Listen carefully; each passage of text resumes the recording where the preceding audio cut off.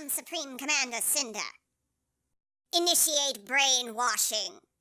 Hello and welcome to Kayak, where everything's controlled by evil cats. My name's Beast. I'm a human, a servant of the evil feline horde, and your host, so let's get started.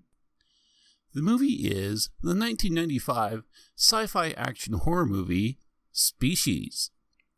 The version I have is the 1998 DVD release.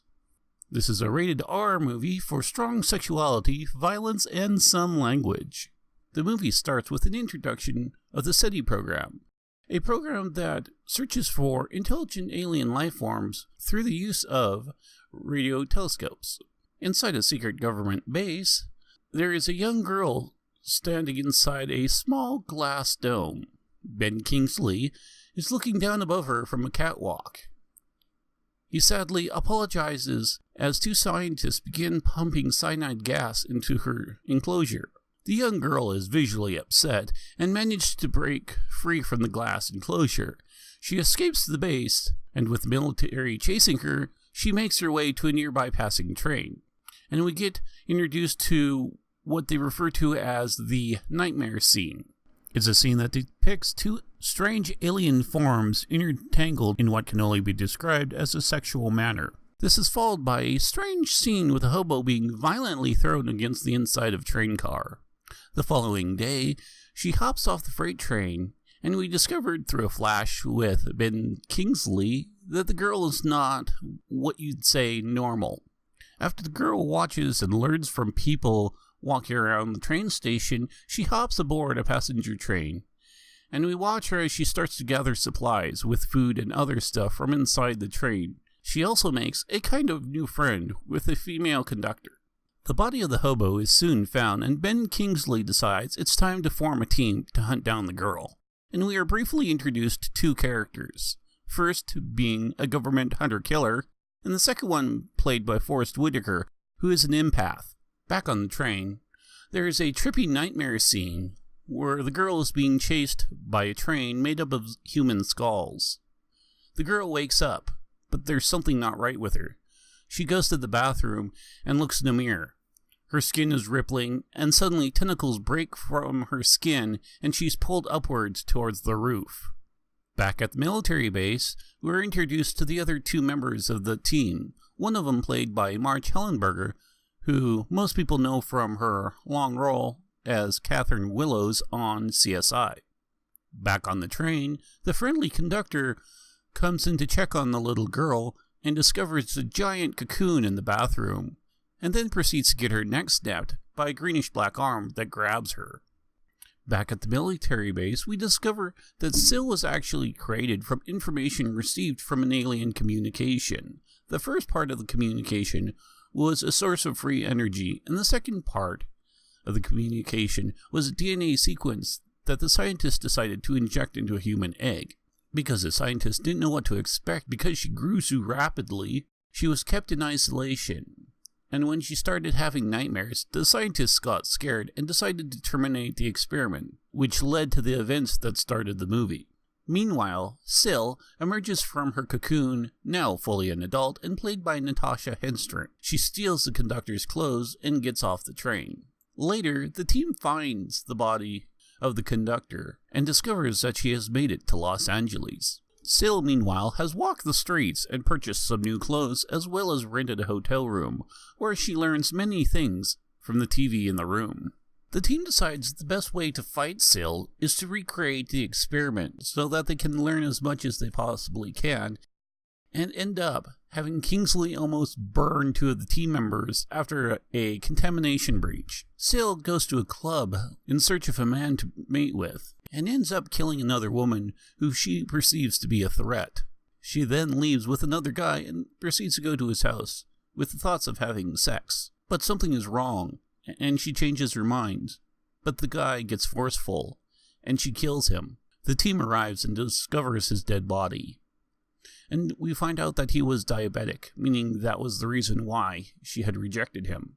The team then discovers that Sil is capable of getting pregnant, and they discuss how bad it would be if the child ends up being male. The next day, Syl is involved in a hit-and-run accident, and a man rushes her to the hospital. She rapidly heals herself and leaves with the guy to go to his house, but again her attempts of mating are interrupted, and she ends up killing the guy when he tries to escape. All I'm going to say is nipple tentacles. The team arrives and has a near run-in with Syl, and Syl begins to imprint on Michael Madison's character, Preston, who is the hunter-killer of the group. Syl manages to escape naked and later kidnaps a woman and steals her car. Marg Helgenberger's character also starts showing signs of interest in Preston, and then we see Syl hatching a plan so that she can mate with Preston as well. The next night, the team goes back to the club where Syl originally tried to find a mate. Syl appears and leads them on a high-speed car chase, which ends with a crash and a massive explosion. The team is skeptical that Syl died, but after running a test on a severed finger they found, they seem to change their story way too fast. Syl, meanwhile, having escaped the explosion, has cut and dyed her hair. She goes up to several of the team members who don't realize who she is, and then she follows Preston upstairs. Preston, though, is going to Marg Helgenberger's room, and after killing the housekeeper, Syl sneaks into the room next to them and discovers they are having sex. It's at this time the other scientist of the group enters his hotel room and discovers Syl there. Meanwhile, Forrest Whitaker's character senses something wrong and goes to both of the rooms and tries to interrupt. He finally gets into Preston's room, but they're too late. Syl has already mated successfully, and she has killed the other scientist. This leads to a race through the sewers where Ben Kingsley's character is brutally killed. The team finds a crack in the wall that leads to a pool of oil.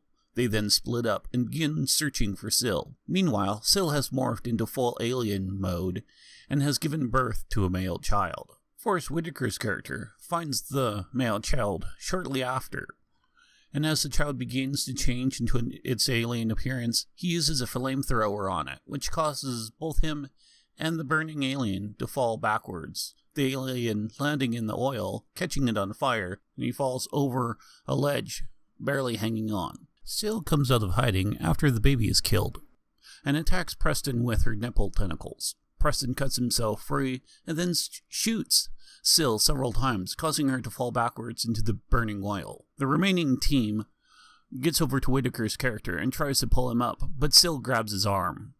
Preston finally kills her by shooting her in the face with a grenade. And this is how the movie Species ends.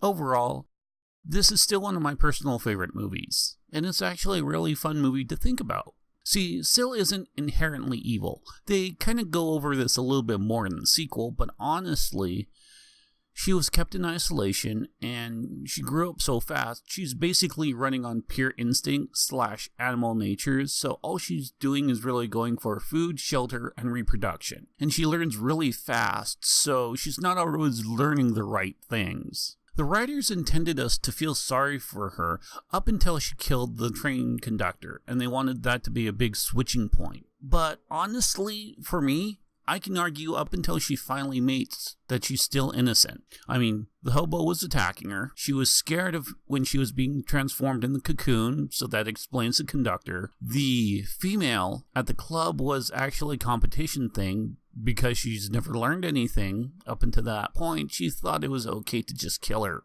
The first male, not only was he rejected genetically, he also tried forcing himself on her. And the last male, she was interrupted and he tried to escape, and she didn't want that. The creature design of Syl was actually done by the late and great H.R. Giger, who is usually known for his work on the original Alien movie by Ridley Scott. So that really explains where the nipple tentacles came from. Sadly, the graphics of this movie haven't really aged all that well, but that's kind of to be expected. This is a 95 movie, so this is right between the bridging gap between miniatures and CG, so it's completely understandable. I'd give this movie 3.5 out of 5 stars. End transmission.